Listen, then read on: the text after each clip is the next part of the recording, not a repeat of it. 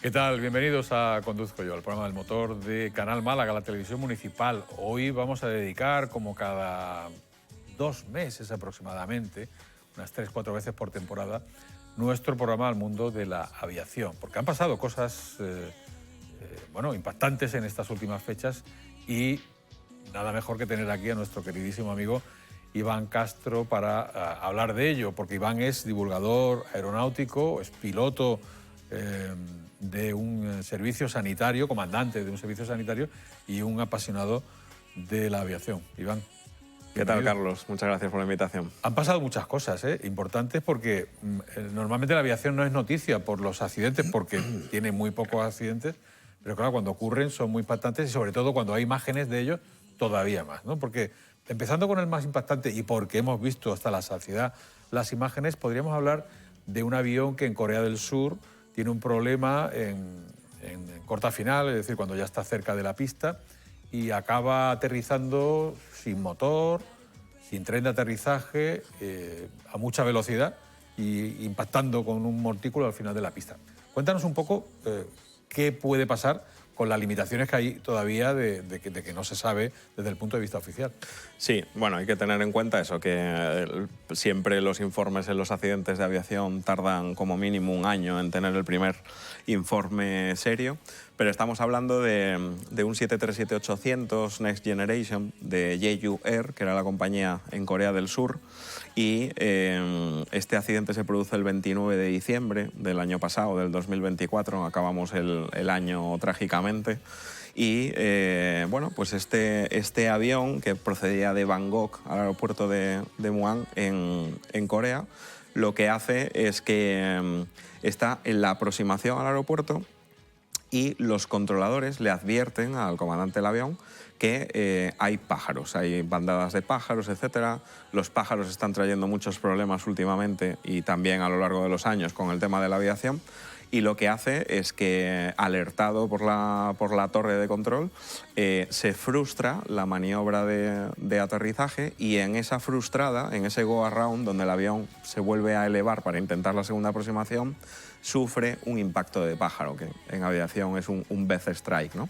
Lo que hace es que, en principio, por los vídeos que tenemos, sí se confirma visualmente el impacto, al menos en el motor derecho, y se piensa que a partir de ese momento, ya cuando empiezan los problemas, el avión de alguna manera se ha quedado sin potencia. Entonces, lo que sí sabemos a ciencia cierta es que se aleja un poquito en línea recta de esa aproximación, hace un 180 y aterriza por la pista contraria, pero no lo hace de una manera usual, ¿no? Y hay que tener en cuenta que la pista contraria significa el viento de cola, es decir, que te va a empujar. Exacto. En vez de te va a quitar velocidad, con lo cual aterriza a mucha más velocidad de la que sería recomendable. Ese es el primer factor. El segundo, es un avión que corre mucho, es un avión muy rápido, muy aerodinámico.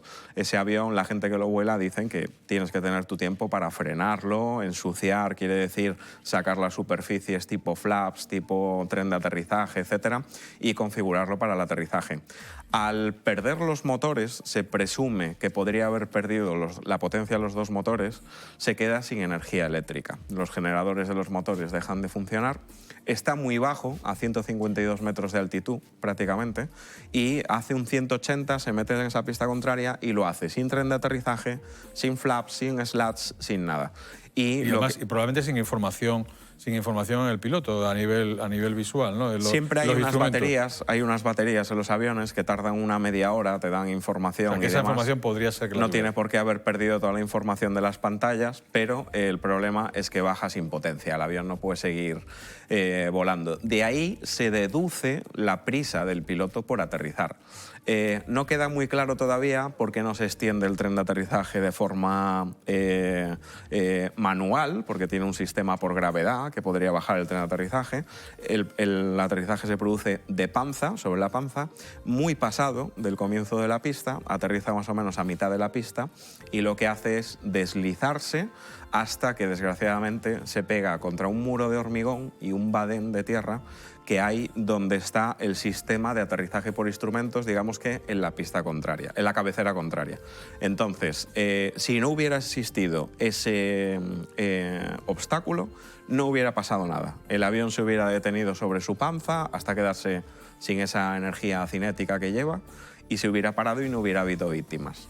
El problema que se pega a una muy alta velocidad contra ese obstáculo. Pero probablemente si no se da con ese obstáculo se habría salido de los límites del aeropuerto, ¿no? Sí, pero bueno, hay muchos casos donde el avión pues, ha corrido por un terreno que al dejar la pista de aterrizaje ya los terrenos son más irregulares, sí, frenan más el avión. Sí.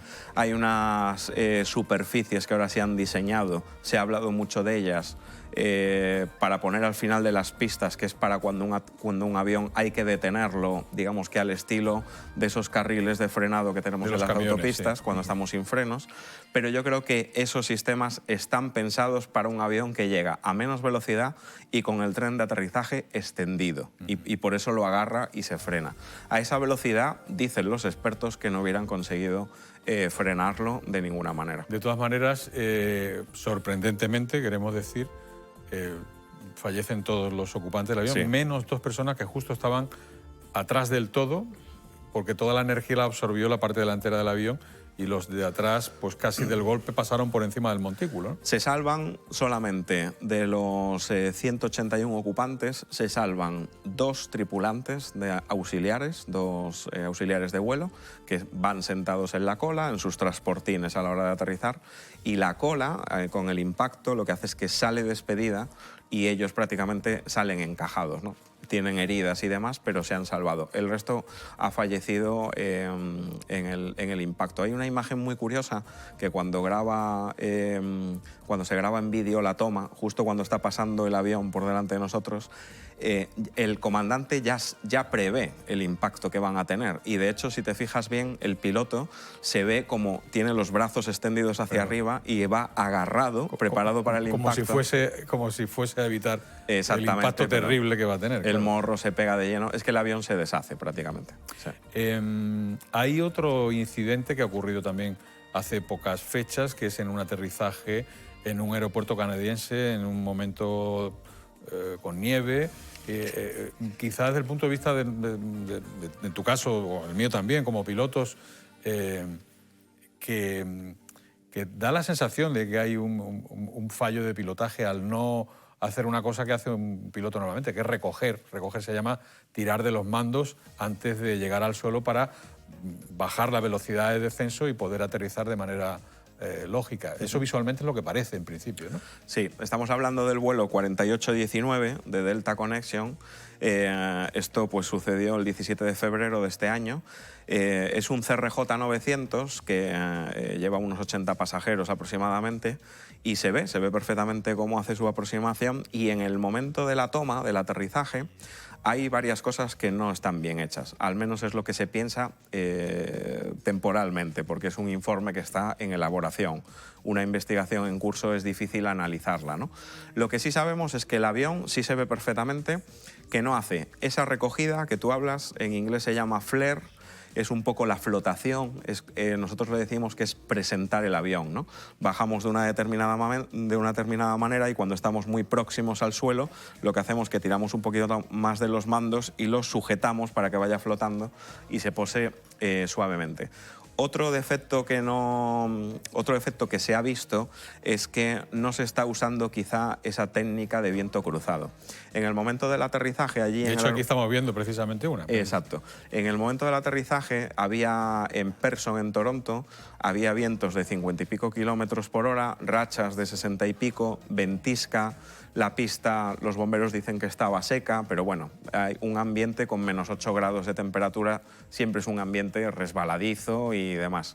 La técnica de viento cruzado consiste, pues lo que hace este avión, nosotros le llamamos cuernos al viento, o sea, mandos en la dirección donde viene el viento. Y el avión parece que no está girado con la pista, está y pie un poco, contrario. Está girado hacia el viento. Exacto. Y con el timón de profundidad, de dirección, perdón, pie contrario, ¿no? Entonces, de esa manera corregimos la deriva del viento y hace lo que está haciendo el avión. Baja, digamos que un poquito revirado y en el momento lo presentas, ¿no?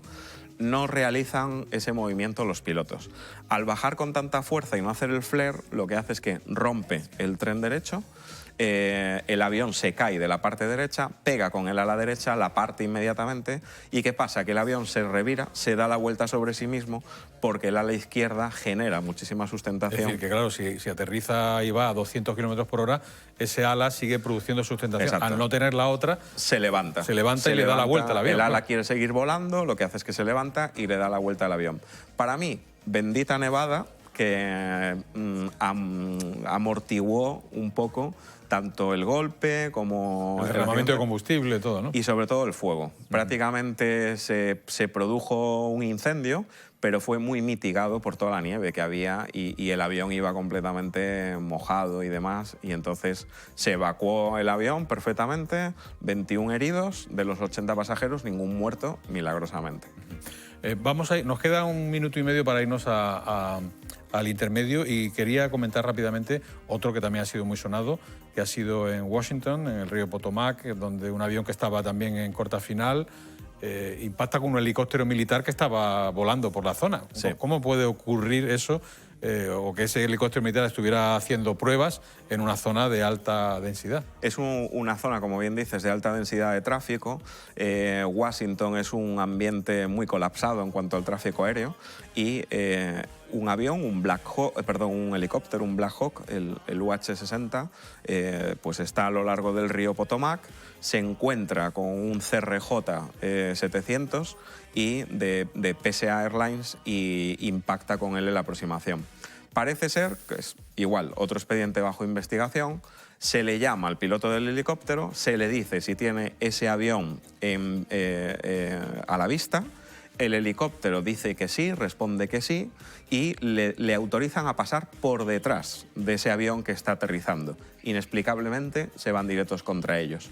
La teoría, una de las teorías, es que el piloto del helicóptero dijo que sí lo tenía a la vista, pero podemos pensar que quizá tuviera otro avión que iba más lejos a la vista y se encontró de frente con ellos. Es un helicóptero del 12 Batallón del Ejército de los Estados Unidos que lo que hace es transportar altos mandos militares normalmente, hacen ese tipo de maniobras de entrenamiento y se ha sabido que no había, solamente había un controlador cuando tenía que haber 2 en ese momento y que además ha habido ya muchos incidentes de cuasi colisiones.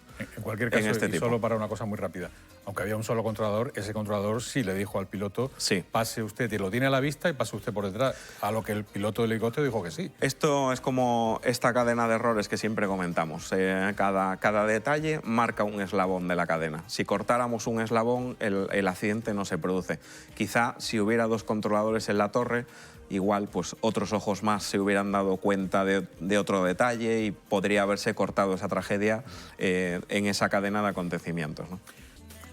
Hace 40 años, les decía, exactamente el 19 de febrero del 85, ocurrió un accidente de un avión, un Madrid-Bilbao, en el que, bueno, pues en principio, según el informe oficial, el avión impactó contra una torre de televisión, de hecho de televisión española, en la aproximación hacia el aeropuerto de Sondica. Un impacto que, por supuesto, desestabilizó el avión y hizo que se estrellara y que no hubiera supervivientes. Pero, aparte de ese informe oficial que no vislumbra ningún motivo más, hay por ahí algunas cosas adicionales que podrían hacer pensar que hubo más, ¿no? Sí, fue una de las grandes tragedias de la aviación española. Era pues un 727 que era bautizado como el Alhambra de Granada y era pues un avión muy nuevo, tenía 5 años prácticamente, nada más, y hacía la ruta Madrid-Bilbao, el antiguo aeropuerto de Sondica. La particularidad de este vuelo es que la aproximación a Bilbao, que ya de por hecho es un poco complicada entre montañas y demás, pasaba por encima de una montaña donde estaba una antena de radiotelevisión. Era de Euskal Telebista, la antena. Y el avión, el 727, en la aproximación, inexplicablemente, con el ala izquierda le pega a la antena en la parte superior.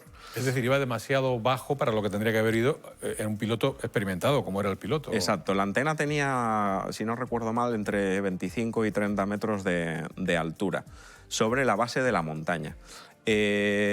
Las cartas que usaban los pilotos en aquel momento de aproximación no reflejaban la presencia de la antena. Sin embargo, estas tripulaciones estaban hechas a ese obstáculo, ¿no? La versión oficial es que se bajan de altitud por confiar demasiado ya en el automatismo que ya de aquella tenía el avión, con el piloto automático, las altitudes de alerta, las alertas de altitud y demás, y no chequean bien la altitud y se pegan con la antena.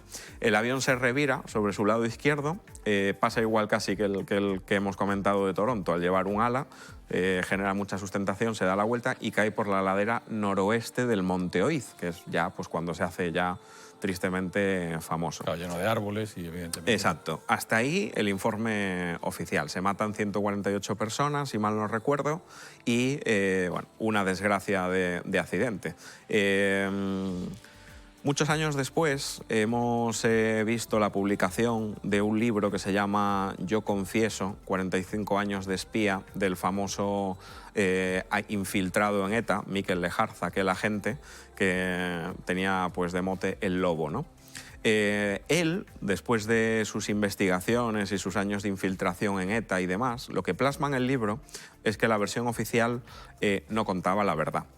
Él plasma en el libro las frases que se oyen en la caja negra que no salen en el informe oficial. Y parece ser que en una de las grabaciones en la caja negra se oye al comandante Patiño, que era el comandante del avión, decir que nos derriban, que nos derriban. La teoría que él presenta, avalada por la Guardia Civil, porque hay más guardias civiles que han escrito otros libros y todos corroboran la versión del Lobo, es que al avión le pegaron con algún tipo de misil tierra-aire. Se sabe hasta el modelo de misil, un misil Estrela, que es de origen de fabricación soviética, y le pegan en un motor, posiblemente en el motor izquierdo del avión. El avión ya baja tocado y no puede evitar el obstáculo de la antena. Es muy curioso que la tripulación se bajara de la altitud sabiendo que la antena estaba allí. Y él dice que la Guardia Civil le presenta incluso in situ el lanzacohetes que se encuentra en la ladera de la montaña. Hay una investigación y se sabe que ETA manejaba ese tipo de misiles. Lo habían comprado en Bruselas, se siguió a través de un microchip alguno de los misiles para saber la situación y luego se hicieron redadas y los encontraron en zulos de ETA. Y bueno, después de 40 años, este libro que se publicó hace no muchos años deja entrever que quizá no nos contaron todo. Importante, murió el ministro de Industria, Gregorio López Bravo, por aquel entonces. Y apareció... Y que algún ministro también se salvó de no subirse al avión, ¿no? Exacto. Hubo otros ministros como Francisco Fernández Ordóñez que en último momento, avisados, no subieron al avión. Se encontró absolutamente todo en la escena de la tragedia. Sin embargo, Carlos, lo único que no se llegó a encontrar fue una maleta que portaba el hermano del presidente de Aragón, que era un militar de alto rango, y portaba una maleta con los planos de la central nuclear de Lemóniz, que por aquel entonces era un proyecto bueno, pues muy polémico. Era un objetivo de ETA. En el País Vasco y demás. Esos planos jamás, esa maleta jamás apareció en la escena de la tragedia. De todas formas, cuando un impacto de un misil hace daño a un motor, se ven claramente las consecuencias. Sería relativamente fácil, ¿no?, deducir que un motor, a pesar del terrible accidente y del destrozo que hace, se vería claramente si hay un impacto externo. No sé yo si es porque se quiso ocultar o es porque a lo mejor las pruebas posteriores pueden ser no tan refutables como las originales. Pues te va a parecer muy curioso, pero precisamente tiene una respuesta clara. Se presenta el Servicio Secreto de Israel, el Mossad, a las pocas horas en la escena de la tragedia.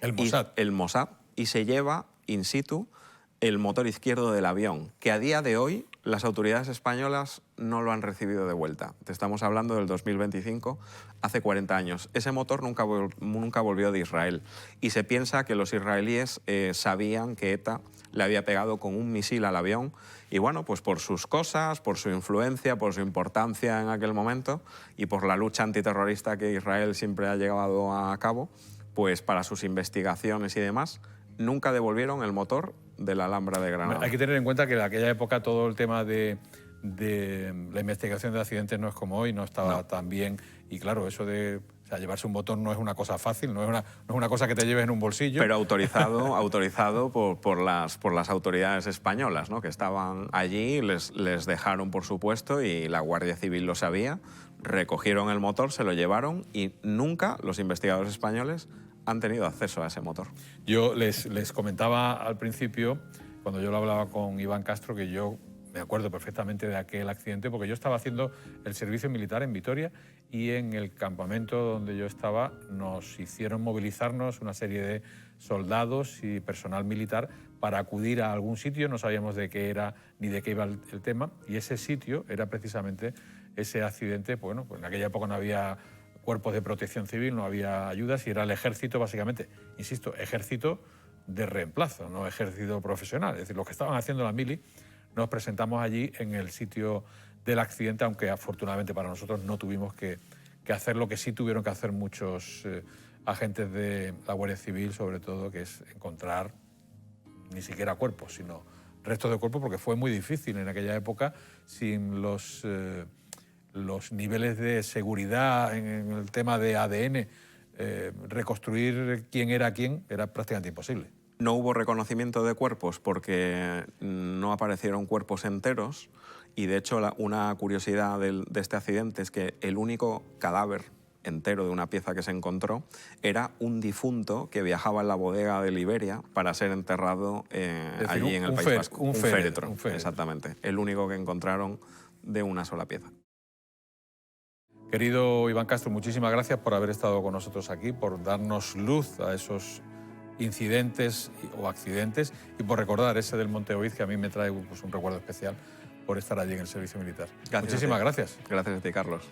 Nosotros volvemos la semana que viene, de nuevo aquí, si quieren ustedes, el martes a las 11 de la noche, y después se repite durante 4 días más en esa semana. Y recuerden, lo pueden ver en la web también entrando en canalmálaga.es. Gracias y hasta la semana que viene.